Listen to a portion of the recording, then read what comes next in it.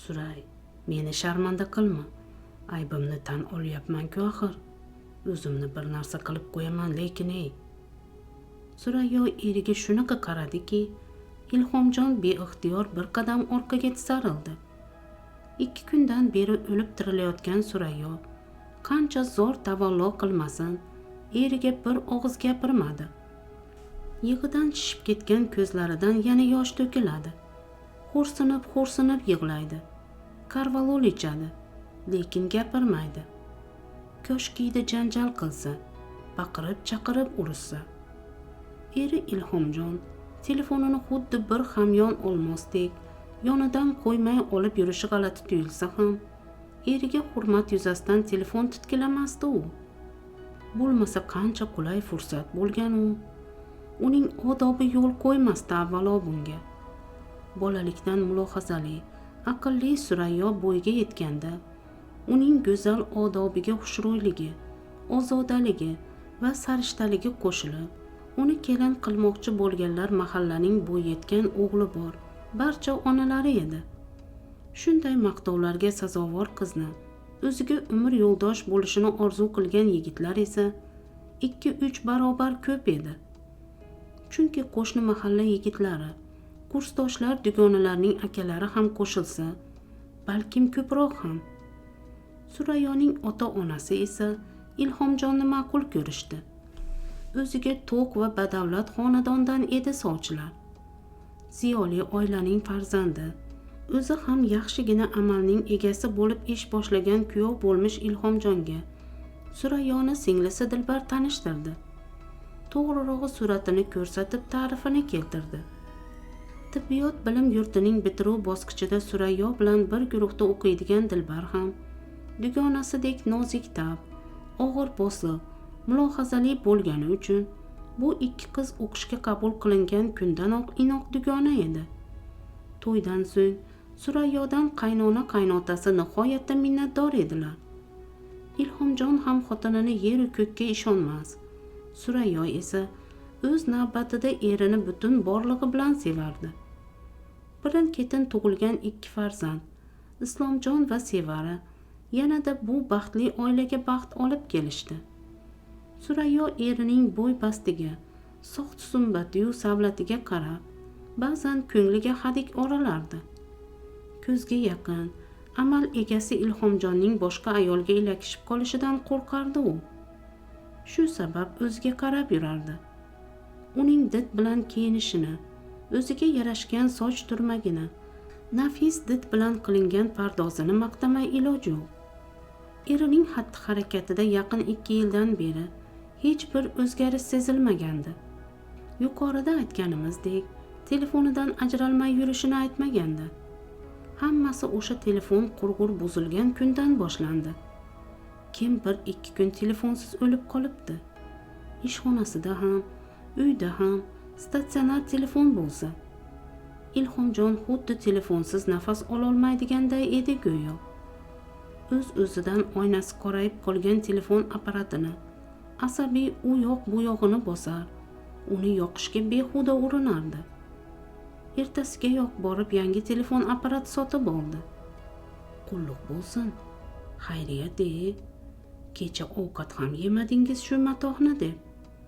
Surayyo erini yarim hazil, yarim chin tabriklab kuldi. Sizga ham qulluq bo'lsin, senga ham oldim. Ikkalamizniki bir xil, faqat rangi boshqa, dedi Ilhomjon xotiniga qimmatbaho telefon apparatini uzatarkan. Bizning uyga telefon buzilar kasal kelib shekilli. Mening ham telefonim qorayib qoldi. Qaynotasi ertalabki nonushta payti shunday deya, telefon apparatiga hafsalasi pir bo'lgancha ishora qilib Ilhomjonga ko'rsatdi. Virus tushgan bobo. 3,5 yoshli Islomjonning gapidan hamma gur etib kulib yubordi. Menikini olib borib tuzatib keling dada, dedi Ilhomjon. Ishdan kelib o'zim sozlab beraman. O'zingiz kavlashtirib yana buzib qo'yishingiz mumkin.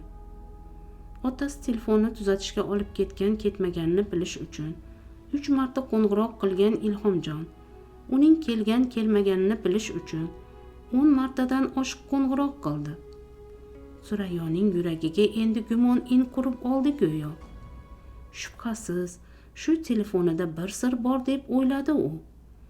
Bo'lmasa har qo'ng'iroq qilganda dadamga ayt, o'zim yoqib beraman deb tayinlagani kamdek, bugun ertaroq boraman deya takrorlardi har safar.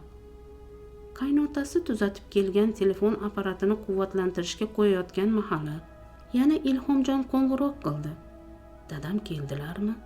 Telefon tuzalibdimi? Dadam keldilar.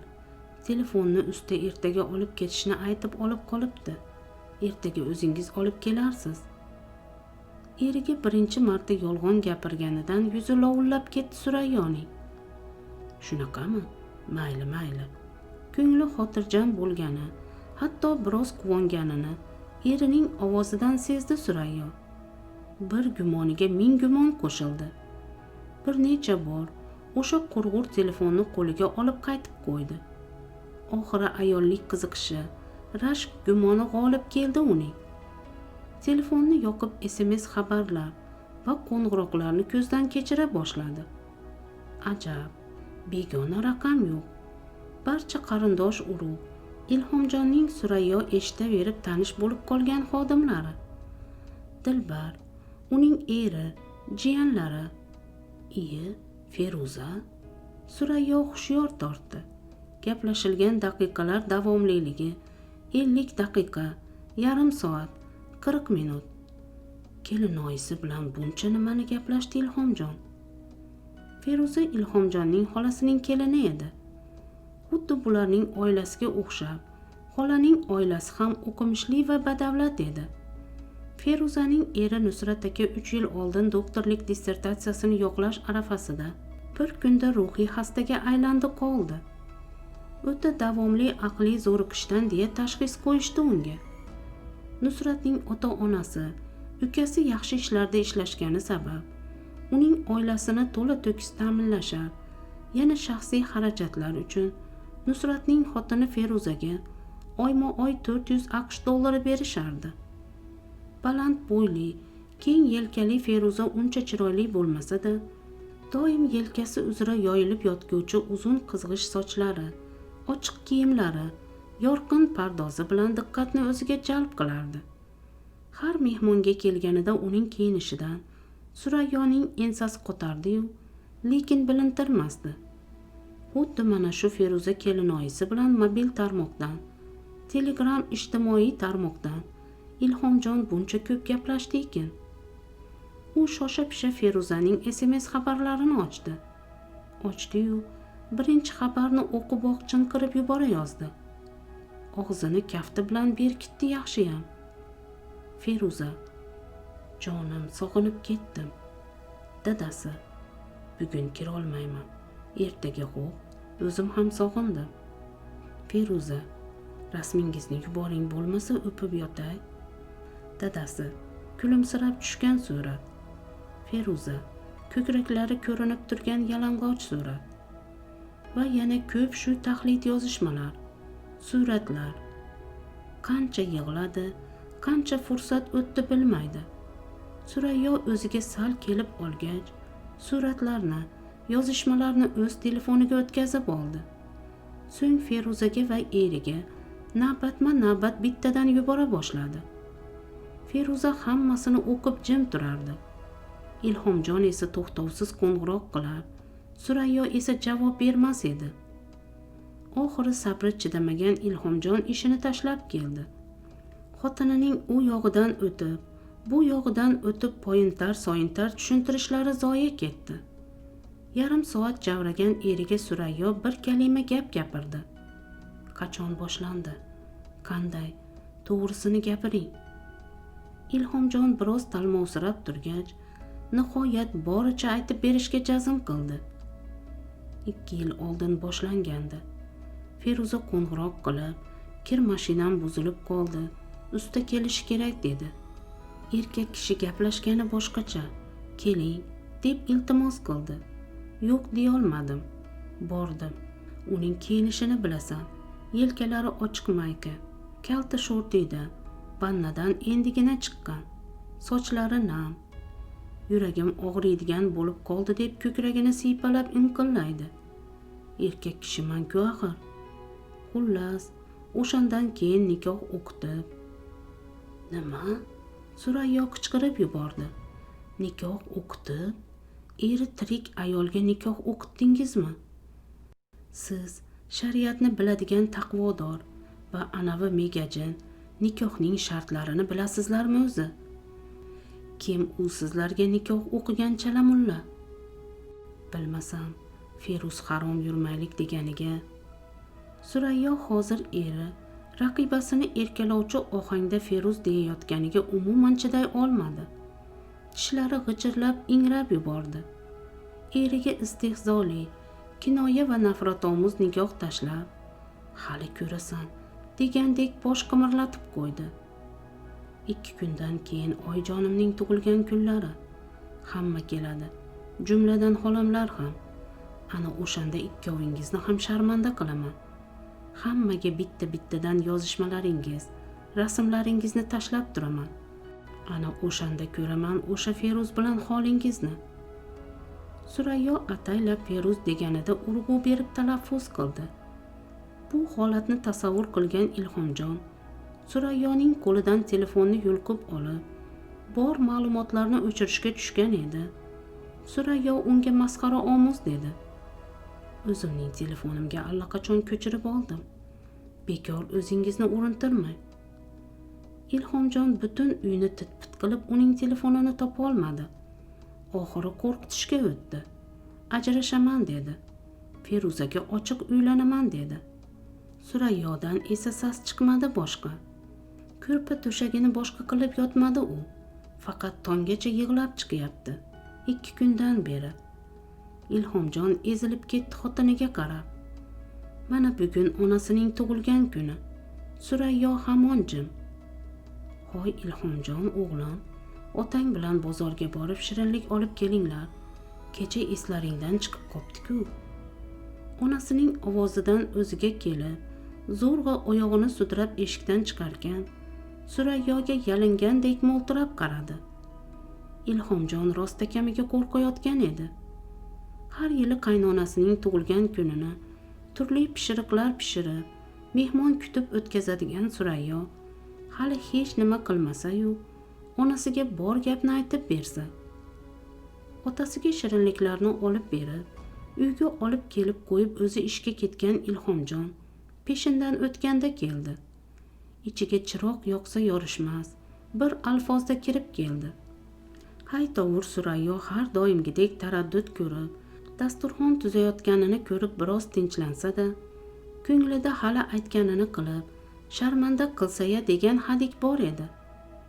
Namozshom cho'kib mehmonlar bitta-bitta kirib kela boshlaganda, Ilhomjon Surayyo kim bilandir statsionar uy telefonida gaplashayotganini eshitib qoldi. Tug'ilgan kunlari o'tsin oyijonimni, kechib ketaman hammasidan. Gap bitta. Xuddi mana shu topda Ilhomjon xotinini qattiq sevishini, u ketib qolguday bo'lsa, hayoti ma'nosiz, o'zi jonsiz haykalga aylanib qolishini his qilib qo'rqib ketdi. Peshonasidan sovuq ter chiqib, shosha-pisha Surayyoning qo'lidan tortqilab yotoqxonaga olib kirdi. Surayyo, bolalarimiz haqqi ketma. Mayli baqir, urush, sharmanda qil, faqat ketma. Sensiz yasholmayman axir. Surayyoning yig'idan qizarib, shishib ketgan ko'zlari yana yoshga to'ldi. Sekin qo'lini erining qo'lidan chiqarib olib uning ko'zlariga tikildi. Xotirjam bo'ling, dedi u past ovozda, deyarli pichirlab. Erimni sharmanda qilish uchun, yuziga oyoq qo'yish uchun men Feruza bo'lishim kerak. Ilhom aka, agar siz aqldan ozib, ko'chalarda telbanamo yugurib yurganingizda ham, kiygani kiyimim tugul, yegani nonim qolmaganda ham, men nikohimga xiyonat qilmagan bo'lardim. Chunki nikoh Xudodan nozil. Men sizni Alloh uchun sevaman. Bolalarim uchun sevaman.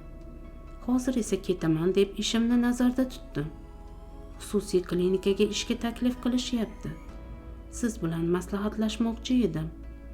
Bu dilsiyohliklar sabab Xotinining bu gaplaridan so'ng Ilhomjonning rangi oqarib ketdi. Bir zumda o'zini xolvachchasining o'rnida, xotinini esa uning qo'ynida tasavvur qilib, ko'zi tinib peshonasidan sovuq ter chiqib ketdi. Yo'q, Surayyo unday qilmaydi. Aslo unday qilmaydi. Shu topda u xotiniga nisbatan ko'nglida mustahkam ishonch borligini his etdi. Ilhomjon Surayyoni bag'riga bosib, ko'zlaridan o'parkan, negadir o'pkasi to'lib ketdi. Voy qo'yvoring, birov kirib qoladi jinni. Surayyo nozlanib erkalandi. Keyin erining qo'lidan tutib tashqariga yetakladi. Xolamlar kelishdi, kutib olaylik. Ilhomjon o'pkasini to'ldirib nafas oldi. Qo'lini xotinining yelkasiga tashlab oldi, o'zini erkin tutib. Darvozaxonadan xolasi bo'zarib, ko'zlari olazarak kirib kelayotgan Feruzaga ishora qilib erigagina va yarim araz bilan qarab, Surayyo shivirlab qo'ydi. Bet ham charimdan ekanda. Surayyo bilan o'pishib ko'rishayotgan xola xavotir bilan so'radi. Kelin, yig'ladingizmi? Nega ko'zingiz qizargan? Ilhomjon Surayyodan oldin javob berdi. Men yig'latibman xola. Men gumroh, bilmay xafa qilib qo'ydim. Surayyoyimni, jonu jahonimni, boringga shukr. Feruza kezarib ketgancha taxtadek qotib qoldi. Surayyoning xayolida esa bir savol charx urardi. Men to'g'ri yo'l tutyapmanmi? Kelin bo'lib hurmat topgan oilam obro'yi, bolalarimning otasining obro'yi uchun tilimni tishlaganim, andisha qilganimni bu yuzsiz tushunmasa tushunmay ketsin. Otingni kim qo'rqoq qo'ydi andishajon? Hikoya tugadi. E'tiboringiz uchun rahmat.